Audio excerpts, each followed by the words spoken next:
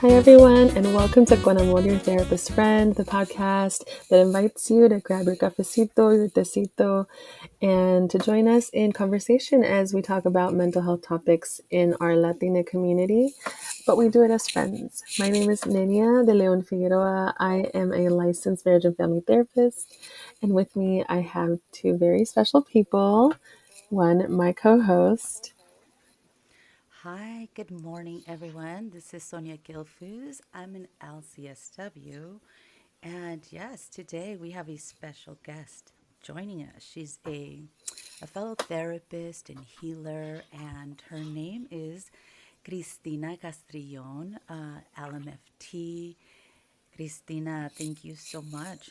We're just so thankful that you're here. And first, tell us a little bit about yourself before we get into our check in and then before we get into this discussion, right, Yeah. around ancestral healing, which I don't know about you, Nenya, but I've been so looking forward to talking to her about this and just hearing your story. But tell our Yeah. listeners about yourself. Sure. Thank you guys for having me. Happy to be here. Um, Wanting to slow down and be present this morning with you guys. So, a little bit about me. I am from Colombia and I came to the United States when I was 4 years old, raised in Southern California my whole life. Went down the road of going into kind of like social work now, therapy work, and been doing this for about 15 years or so. I got my undergrad and my master's from Cal State Fullerton. And within the past few years, I moved out to Nevada. So I am in Las Vegas, ancestral land of the Paiute people, and been just doing some work here with basically my private practice being licensed in California and Nevada. And so I've been doing private practice work, but starting to kind of gear more towards holistic kind of ancestral work. And I'm currently in the process of finishing up a certification for psychedelic assisted therapy through the Embody Lab.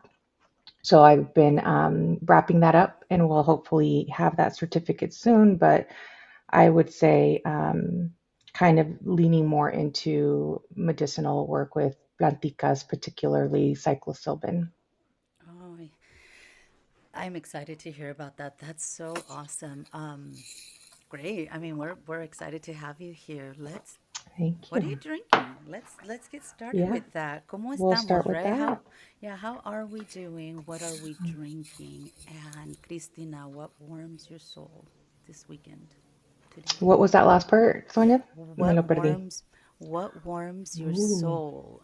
Yes, this weekend or today. I'll Mm-hmm. say particularly this weekend. What warms my soul is being at home and kind of nesting. I've been painting, painting some walls, some cabinets, doing some stuff, buying some actual plants, and filling the house. It's just kind of this nice spring energy I feel kind of coming in, and I'm kind of taking advantage, enjoying the lightness. It's been a little warmer, a little sunnier, and so taking that in, that's been good for the soul. I'm currently drinking un tecito, ginger, citron, and honey. And so, Mm, yeah, that's the kick I've been on. Um, sounds yeah, delicious. yeah, it's really good actually. Mm-hmm. Nice. Thank you for Yep. sharing. Nenya, Hmm. what are you drinking, Nenya? I've actually been drinking. I got myself a coffee from one of the coffee shops here, and actually, I think they're out in many different places. From Clutch, so I just got myself a little mocha from them. I really do like them. And yeah, and what's warming my soul is just being able to be here with all of you, with both of you, and spending some time talking about a topic that has been on my mind for some time. So it's kind of I get to learn more about it while talking to both of you is amazing. So Yeah, yeah, same. yeah. And Sonia, what about you? What are you drinking today? What warms your soul?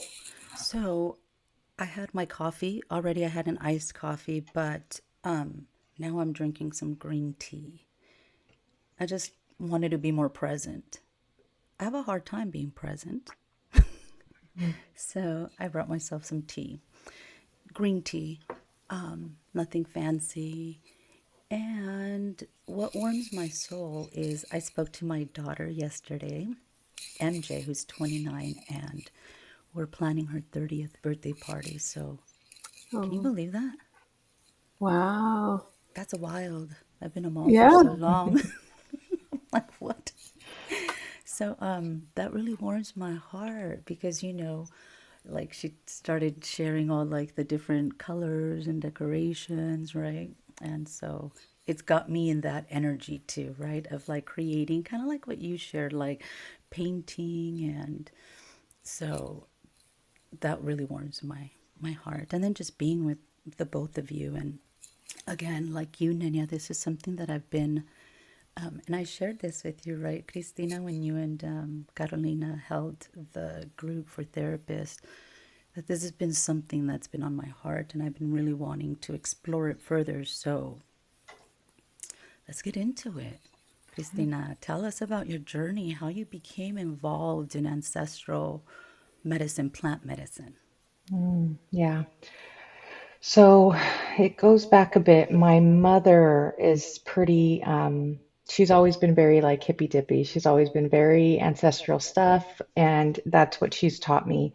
She does constant like limpias in the house. She's a Reiki master. She's certified Reiki master. She's a reflexology person as well and has taught me a little bit about that. So she really dips into a lot of holistic healing. And it's always just been a part of my home. And we really lean on those things, particularly just in times of need, times of release. We are very kind of spiritually centered in that way. We both were kind of raised and taught like Catholicism growing up. My grandmother was very Catholic. So I was pretty devout Catholic growing up. And then we just kind of went a different direction. And I went right where my mom went. And so she taught me a lot. And there's just a lot of things being Colombian and being native Colombian that I think are just practicas and things that we use and that have always been for healing. And so it's just interesting kind of doing the healing work, becoming a therapist clinically Western wise, and then trying to implement that, right? And so the two folding in together. And I would say that I went on a deeper spiritual journey. When I turned 30, I just really had a calling to go to Peru. I wanted to go to the sacred land of Peru and do ceremony there. And so I did my first official like shamanic ceremony with a beautiful shaman there in Peru, and did a medicine called San Pedro, which is kind of like a Mm. cousin of ayahuasca. Okay. And so I did a ceremony there actually with my mom, the two of us together with the shaman in Peru when I was 30. And then I think it kind of just kept evolving from there. I am now 40, so I've been delving into plant medicine for a little while and just learning more about it, kind of in the healing properties and all these things as I kind of go on. Of course, I was trained in this Western lens, which I still have and use, but just integrating so much more, especially as I've been able to have my private practice and really lean in specifically with like BIPOC clients and a lot of first gen women. And so it's been really nice to kind of just put it all together. Yeah. Um, San Pedro, I've never heard of San Pedro. So I'm going to go do my research after this. But Right. This all sounds so amazing because honestly, I've had discussions with people in the past about how essentially our westernized view of therapy Mm, has started to evolve again. I think I feel like it started off, it's all based on ancestral stuff, right? And we've kind of little by little, like some theories like dive into it, like a little bit, like we've got narrative therapy that talks about, the stories we tell with, indigenous peoples. There's a lot of storytelling, mm, and how we build our narrative around that. And then we start seeing like EMDR, right? And we start going a little bit further into, oh yeah, maybe there's something here, right? mm, And I think slowly it's trying to evolve back into where therapy essentially started, mm-hmm. which is kind of it's very full circle for those of us who really do want to dive into it, right? Because we're kind of just going back to where we started, which I'm seeing that trend now. I don't know if like that makes any sense. Absolutely. I see it too. Absolutely. Yeah. You know, Yeah, this was all, in essence, I think the therapeutic model at its best is ancestral. It's about community. It's about support. It's about plática, right? It's about, really just being seen and being held. And I think in such an isolating community that can be the Western community, like very individualistic, right? We're going towards more collective type work. And I think that therapy and individual or group therapy or even group ceremony, right, is a part of that. So it all comes from the same source, just with a different spin, right? yeah, and you know, being able to come back to that. I think. I mean, again, I think therapy really did definitely come out from that need of needing that support when it really wasn't there. You know, especially when once we started like getting into that more individualistic view of society, then starting to come back to more of that support and community, like you're saying. So, which is pretty Just amazing that we're kind of coming back to it. I really like it actually. yeah, I think it's really nice. So many therapists bringing this type of healing into traditional therapy, right? Tell Mhm. us a little bit how you like how you do that. What that would look like for you, Cristina. Yeah. So for me, it started off just kind of like very personally working on like my mental, emotional, energetic boundaries and hygiene. So just kind of like as a therapist, seeing folks back to back, right? And, doing a deep dive into someone's life, maybe running to the restroom, going to do another deep dive into someone's life, right? And just doing this work. I just noticed that I needed to really tend to myself and have really better practices around my hygiene. So it just kind of started with me doing like morning rituals and maybe even evening rituals to kind of help cleanse, ground myself. Um, I started just kind of like on the side burning my sage or my palo santo or even an incense or little things that kind of were taught to me. My mom always taught me, put a glass of water when you're doing your work with people so that the water can, any negative energy can be absorbed in the water, for instance. So it's all these things that Mm-hmm. my mom had taught me, and I started to just kind of do on my own. And then I just am seeing this wave of like that being more normalized and less kind It of woo is. woo because growing up, I was like, oh my gosh, we are so woo woo in this area. And I would try to talk to friends about like energy work, chakras, and they didn't know what I was talking about, right? Like they didn't understand. So I kind of started to keep it to myself and then just use it for myself with work.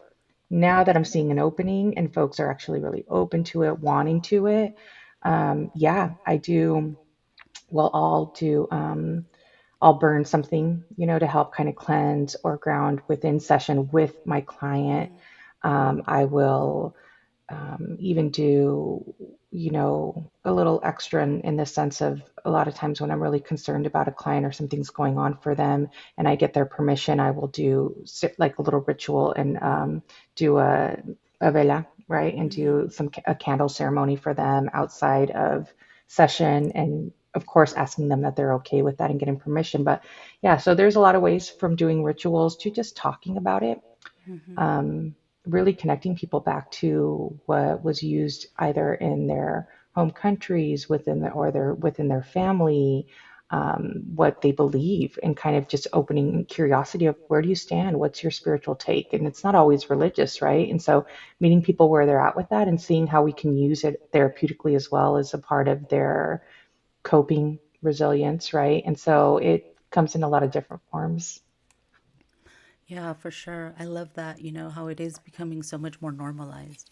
More people are talking about it. I was raised Catholic too, and then like became born again, and then have kind of found my own way. And it's, people have their opinions and different views, and I think a lot of it is really just lack of understanding, right?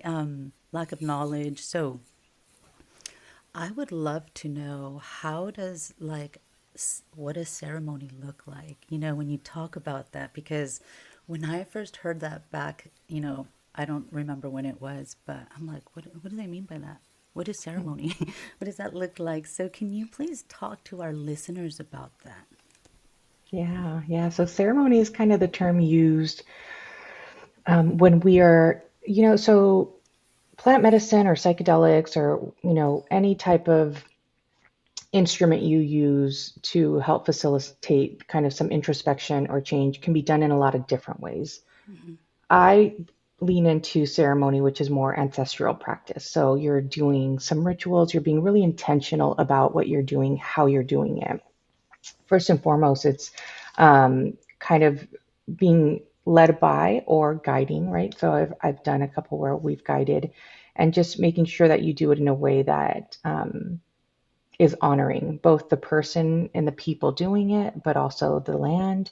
You're asking permission from the land, right? Like you're doing it really intentionally. And ceremony is kind of just a beautiful way to say, hey, we're going to undergo this process right now. So think about like group therapy, right? So Western group therapy, everyone kind of shows up and there might be a facilitator that kind of does it a particular way and all of that. Ceremony is in essence the same thing, but we're just getting a little cozier, doing it a little more kind of maybe adding some rituals where we burn something, we do my beautiful friend and a mentor to me taught me how to use you do plant baths when you're Mm-hmm. before you do like as part of the ceremony.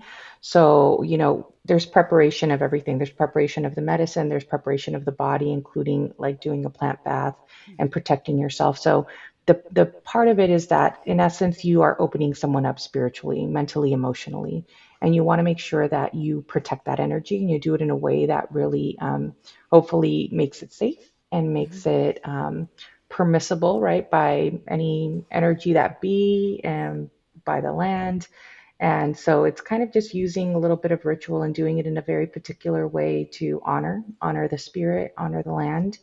That may look different for people, but the reason why the term ceremony is used is just because if you're trying to go at like a ancestral lens, you're Mm-hmm. kind of using ceremony in that sense versus saying, I'm going to go do a group, right? Like I'm going to go do a group medicine experience.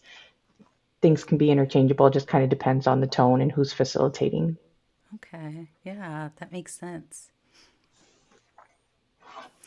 Who would you say benefits from plant medicine? And I guess when I say plant medicine, I would like to hear a little bit more about like mushroom plant medicine, right? You're familiar with that too. I think is that the class that you're taking? So the one I'm doing is all psychedelic assisted therapy, and that can include an array of things from ayahuasca to mushrooms to actually they even include ketamine and MDMA in that classification as well.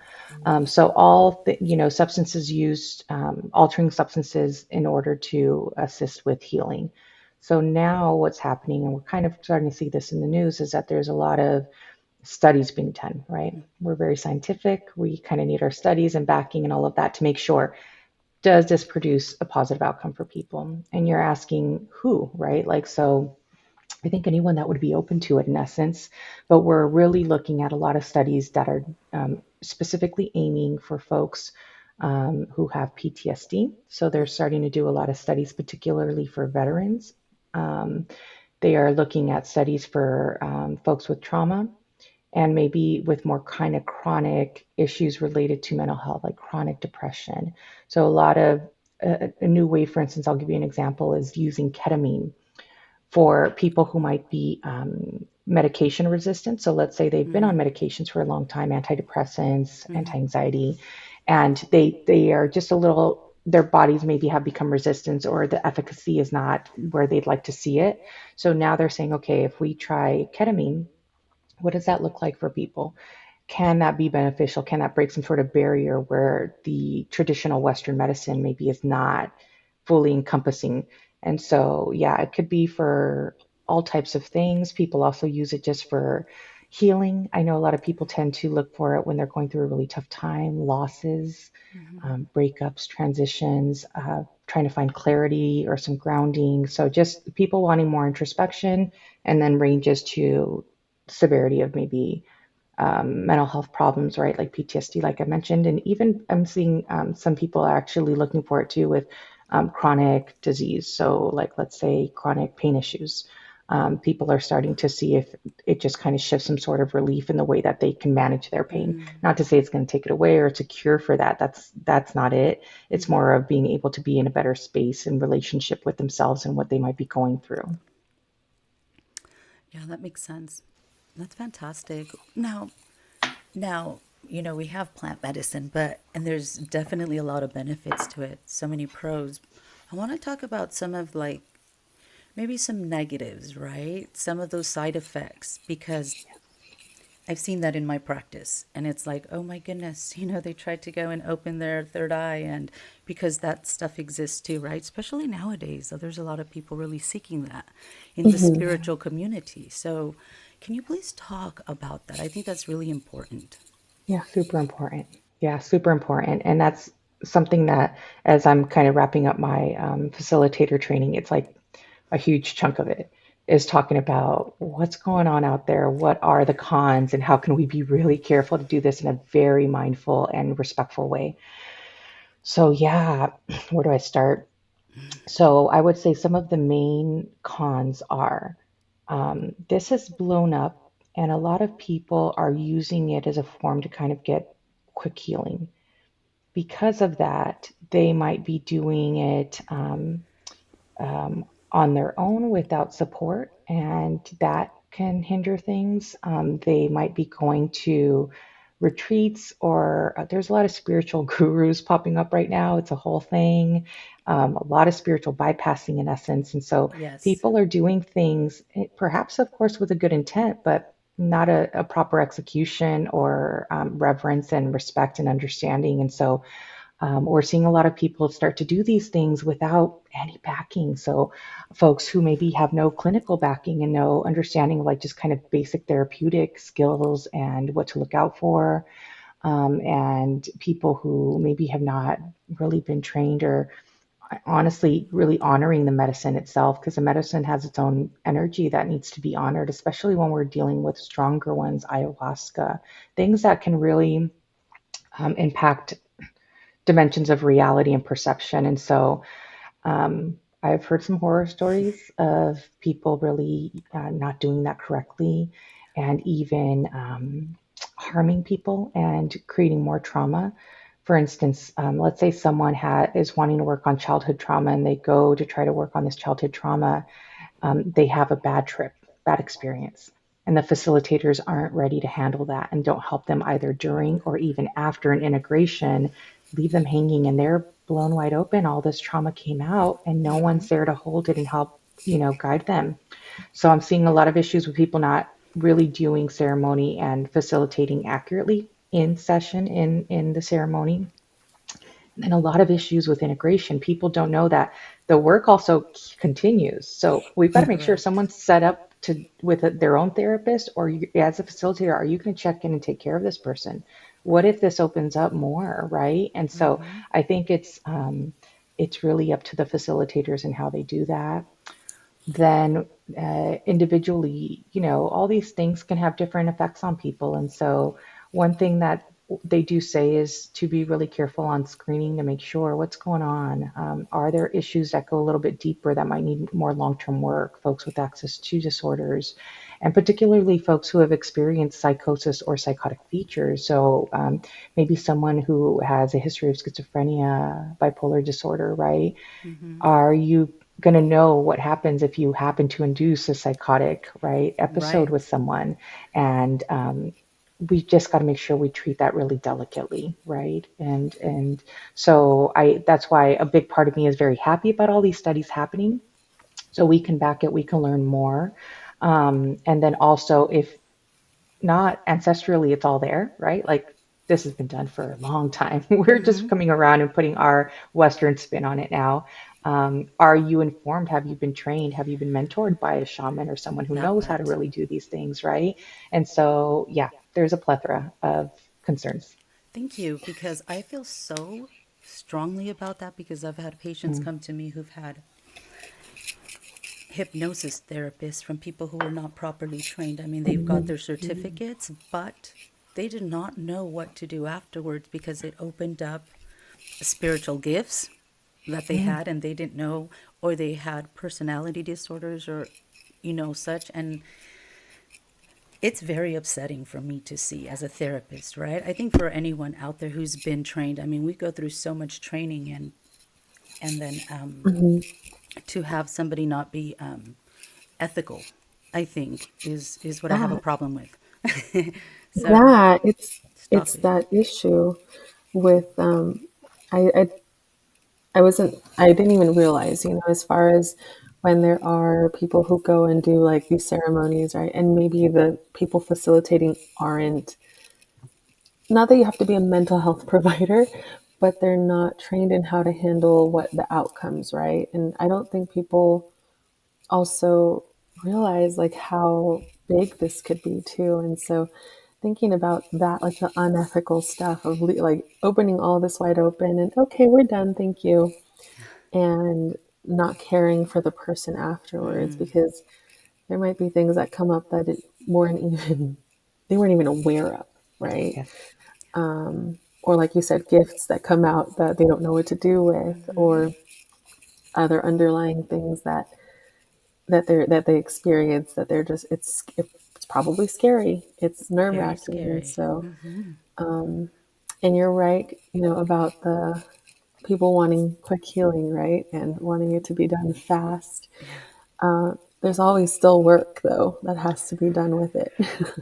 Yeah, I think that's a big misconception. And I understand the desire for healing. I also understand that we are really taught to be escapist and we want things quickly and we want them to go away and we want to escape our pain, but this is really, if someone's going to go down this journey, it's like it's an investment and it's going to be a lifelong investment. You're going to hopefully keep exploring and keep seeing what's under and really figure things out long term versus in the moment. And so I know people want that healing quickly, but it's also, you've got to view it as it's a commitment and you're Hmm. really investing a little bit longer and hopefully have like good support or even are like, okay, I'm going to start therapy after I do this, right? To really sit with and unpack and uncover everything that came up.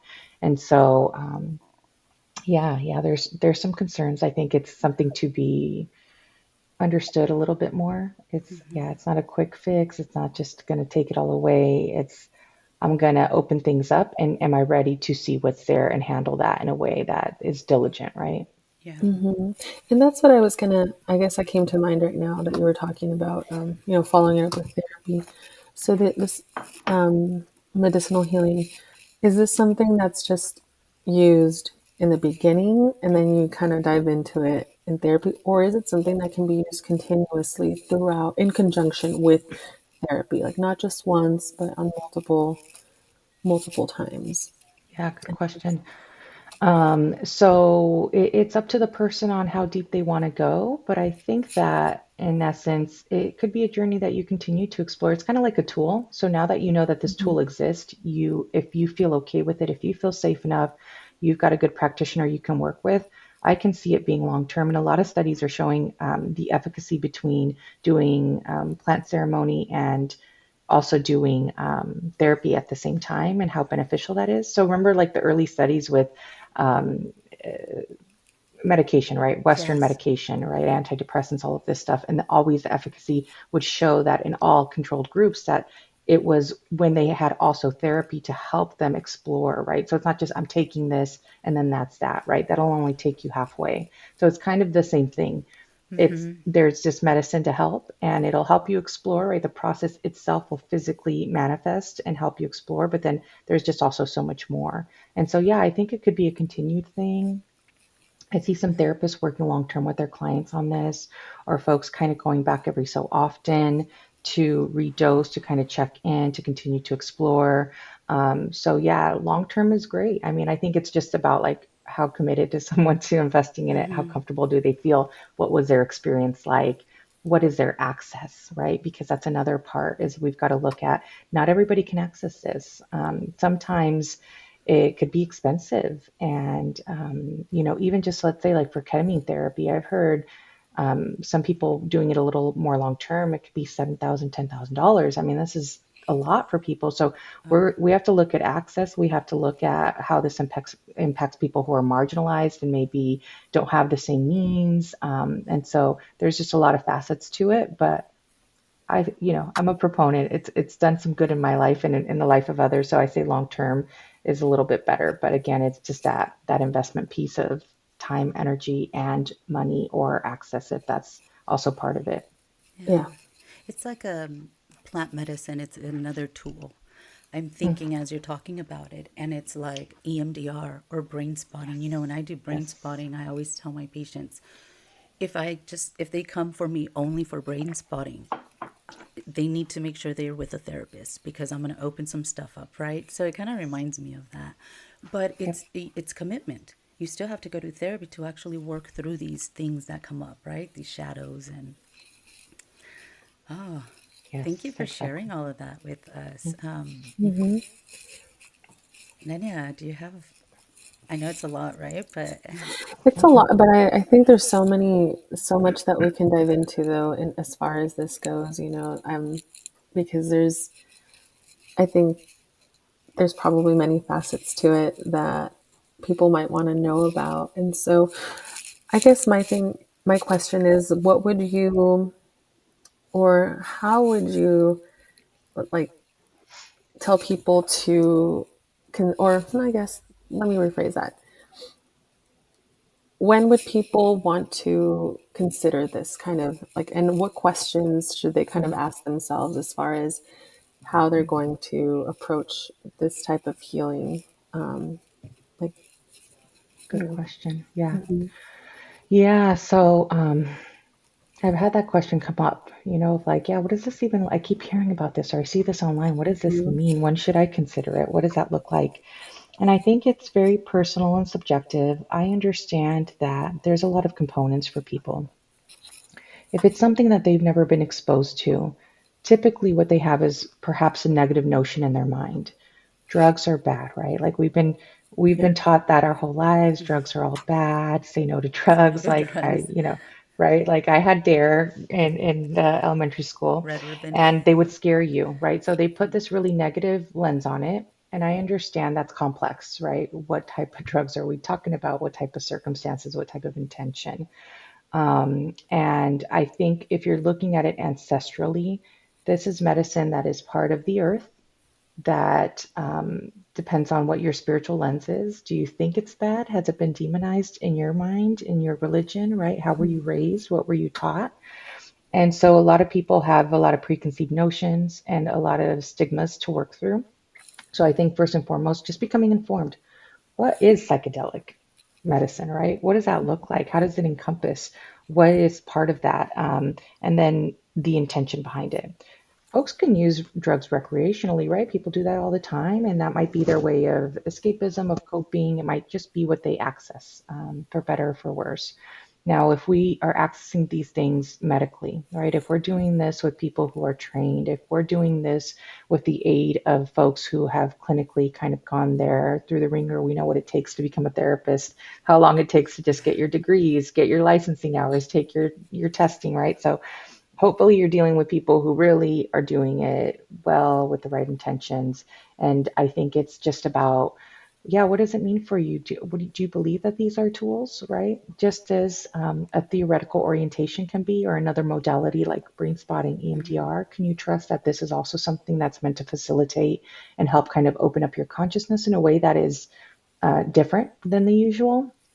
And so I think it's asking questions, becoming informed, right? Really knowing. And if you're going to look, I know that there's, for instance, a lot of retreats out there. I see this all the time on my Instagram. Yes, Tons of retreats, tons of so things. many. And it's just like, okay, who's running these retreats? What is their Right. training, right? Like, where are they doing it? How are they doing it? Do they help you out before? Do they help you out after? Because I think it's just something that's newer for some people. And so I think that informative piece and safety piece is just big. Hmm. And then when after that component is like, yeah, what are you looking for? Is it a little bit of soul searching? Is it a little bit of, I need to get to something that I can't seem to uncover with my conscious mind? I keep running into these same loops, patterns, or there's this trauma I haven't been able to let go of, right? Like, what is your intention behind it? And can that be focused on in a really delicate way? So, Yeah, I think if you're open to it already and you have a curiosity, why not just get informed and see if it sits with you or not? I always tell people, trust your gut. You know, I'm a very intuitive leaning therapist. I really believe Yeah. that we are our own healers, we are Mm-hmm. our own medicine. So it's really up to us on how we take things on and what we do with it. And so if we are open to it, okay, what does that mean? That's kind of step one. Then can you go past the stigmas? Can you find the right people? Do you have access? Are you able to do that safely? And so it just, I think there's kind of like a series of questions maybe to filter out and ask yourself as you're going through the process. But I really think that all beings should and can have access to these things. These are things that, if we go ancestrally, indigenously, they were available. It would be in the community. Usually, what would happen is the shamans and elders of our communities would be kind of the gatekeepers of knowing about the medicine, working with the medicine, and people in the community who needed help would come in during difficult times. You know, there's this beautiful documentary on Netflix about how in Colombia, right, my country, Mm-hmm. they even used it when they were trying to find these missing children. There was a plane that crashed. These indigenous children were missing. They went at it all the Western way, the military, all these things. And finally, they were like, okay, they left it up to the shamans and said, do your thing. Shaman took the Found it. medicine, said, here's where they'll be on this day in this way, and medicine helped them find it. So many Wow. roads to Mecca, right? It just I depends. believe it. Yeah, Yeah. yeah. Mm-hmm. So it's interesting. That's And so I'm beautiful. just And saying see stuff like it can that. be integrated. Yeah. Hmm. That's What a pretty beautiful amazing, story. right? Because at the end of it, going back to that again, but it's interesting that it's always the last resort, right? I mean, we've also even seen with cases, right, where they use psychics, right, to Hmm. even Yes, yes. um, go into Yeah. like try to see what happened, Yeah, and yeah, again, it's usually the last resort, but again, I think it goes back to recognizing there's something there, right? Even for the yeah, biggest skeptic, sometimes yeah. it's kind of recognizing, eh, Yeah, You know yeah, it what? just depends on how open someone can be, right? And I right. get that there's a lot of fear. Maybe people weren't raised that way. I understand I was raised a very particular way where this was all Hmm. normalized. And for someone else, you know, Western lens might be like, whoa, this is bad, right? Like all the things I've been taught about this are bad. So that's Mm-hmm. why I'm saying like that informative piece. If you're called to it, get Yeah, informed and then Right. there we if it go. calls to you a little bit more and you're like, okay, I feel confident. But I'm hoping it's not a last resort thing now. I'm hoping it's more of a first, second, maybe third resort That'd be as time great. goes on. That'd be Yeah. great. I mean, Yeah, it seems like absolutely. that's what's happening now, right? There's more and more people kind of being interested. And I think maybe for our listeners, one of the things is making sure if they decide that they want to go on this journey, right, with like plant medicine, is maybe making sure that whoever the practitioner is, they are doing some like follow up, right? Really kind of getting to know them and then maybe following up afterwards. I think that's really important. Just because I've seen it firsthand, people kind of left hanging. So, Yes. Yes. Yes. any last words of wisdom for our listeners, right? Mm. Just anything else that you'd like to share? Gosh, we covered all the heavy hitters. Mm-hmm. I would say just if anyone's called to just go more ancestrally, and that doesn't even have to be plant medicine, right? That could be so many things about just learning more about your genealogy, learning more about your lineage, learning about more of Mm. your customs and what you use, and leaning into that. And I would say, speaking firsthand, right? Like I came to this country at 4, and for me, I always had the belief like I have to be as American as possible, right? I have to Mm. live this American dream and be like them and just learn from this amazing country, right? You're like so happy to be here, and then that might change for you over time. I know it has Yes. shifted for me. And Yes. now I'm like, oh, my wisdom and my medicine is back in Colombia, right? And I Mm-hmm. yearn to be connected to my roots more. So I've kind of gone that route. And so just leave yourself open for exploration if that calls to you. And again, it doesn't have to be plant medicine, but yeah, where do you come from? How does that matter? How does that impact you? What does that look like? Mm. Right? How does that impact your family dynamics? Because this is even therapeutic in nature, right? Like when we're talking parts work, you were mentioning earlier, like narrative therapy. Yeah, what is our folklore? What is our stuff? What is the dialogue? What is, all these things that make you who you are? Because I think in essence, all of this is self-exploration. We just want to figure ourselves out, right? We want to just know more about how we work for a better understanding, for a better quality of life, hopefully. And so, yeah, look into that in any way that might seem meaningful to you. Like, is it okay? For instance, I know I was told like tarot was so bad growing up, Oh being yeah, raised Catholic. it's really And now I'm bad. like, oh, what a beautiful tool that's used to connect spiritually, right? Mhm. I use my oracle decks, my things in the morning with client. I have clients that'll ask me, hey, can you pull a card for me today, right? And we pull a card, and so just to kind of see what comes through. It's to me, it's a beautiful relationship that's created. And if you're open and you want to explore yourself spiritually or ancestrally, why not use those tools?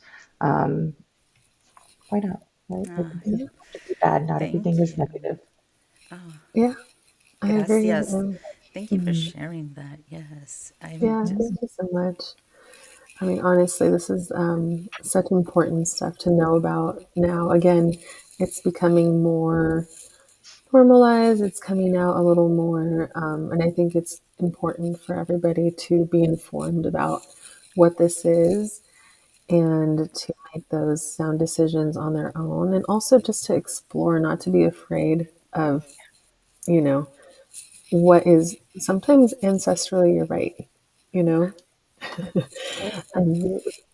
and so thank you so much. Honestly, Mhm. it's been such a great talk. Where can people find you if they want to learn more or get connected with you? Yeah, I would say my main source right now is Instagram. So it's cultivate underscore calm. And there you can find the link tree to my website, articles I've been featured in, resources. And so there's kind of like all my stuff. My website is cultivatecalmtherapy.com, and that's another source. But yeah, I tend to try to post things there on what I'm up to and resources or just other things that can connect people a little bit more to some of these things and others. I also post like Western clinical stuff. So yeah, that's where you can find me. Awesome. Thank Well, you. I want to say something about her page. If you go on her Instagram page or her stories, it's cultivate calm, and like you really do get this sense of calm. Like every time I see your stories. So I just wanted to share that. I appreciate that. Thank you so much. Amazing. Thank you so much. And with that, thanks everybody for listening. We appreciate you joining us today. And remember to please subscribe to the podcast so you get to be the first ones to know when the episodes come out. And make sure to like and review them too, because that helps us as well. And join our community on Instagram and Facebook. And until next time, con amor, your therapist friend, Ninia, and my therapist friends. Sonia and my therapist friend. Cristina, thank you guys so much for having me. I appreciate you. Appreciate your listeners for tuning in. Yeah, and we appreciate you. Bye, everyone. Bye. Thank you for listening to Con Amor, your therapist friend, with your hosts, Nenia de Leon Figueroa, licensed marriage and family therapist, license number 101255, and Sonia Gilfus, licensed clinical social worker, license number 76910. As a reminder, the information provided in this program is meant for informational purposes only and should not replace professional mental health treatment. As always, we encourage you to seek out mental health services through a licensed mental health provider in your area. If you are experiencing a mental health emergency, please call your local emergency number or go to your nearest hospital. Until next time, con amor, your therapist.